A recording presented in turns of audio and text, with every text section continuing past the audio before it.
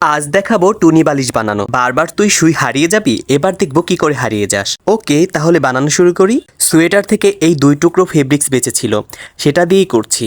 কারণ উল ফেব্রিক্সে সহজে সুইগুলো গাঁথা যায়। যখনই কাজ করতে বসি তখনই সুই হারিয়ে যায়, কি একটা অবস্থা। রোজ রোজ সুই হারিয়ে যাওয়ায় আমি খুবই বিরক্ত। কি ভাবছেন হারিয়ে যাওয়া সুই হাত পা পাছায় বিঁধে কিনা? তা আবার বলতে, কতবার যে এমন হয়েছে তার ঠিক নেই। আমার শোয়ার বালিশে যে কত সুই হারিয়ে গেছে তার অন্ত নেই। আর এজন্য প্রতি মাসে সুইয়ের প্যাকেট কেনা লাগে। আর অতিরিক্ত মাত্রায় চিকন সুই হয়, ভেঙেও যায় তাড়াতাড়ি। যাই হোক, কিভাবে এই ট্যাপা মাছ বানালাম সেটা তো দেখতেই পেলেন।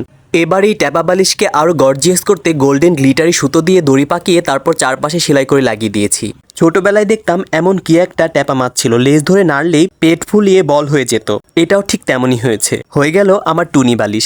এবার সব আসামিগুলোকে এক এক করে এটার মধ্যে আটকে রাখবো, যেন কোথাও পালাতে না পারে। এর থেকে ভালো পিন আর খুঁজে পাইনি। আমি যদিও সিলভার কালার মেটালের পিনগুলো খুঁজেছিলাম। আর পিনগুলো সব গেঁথে ফেলার পর এটা দেখতে অনেক সুন্দর লাগছিল। আর আমার সবসময় এমন সুন্দর জিনিসই পছন্দ। এবারই তো শোয়াও যাবে, তাই না? যাক, খুব ভালো একটা কাজ হলো। এখন থেকে অন্তত সুইগুলো কম হারাবে। আর পিনগুলো কাজের সময় হাতের কাছে পাওয়া যাবে।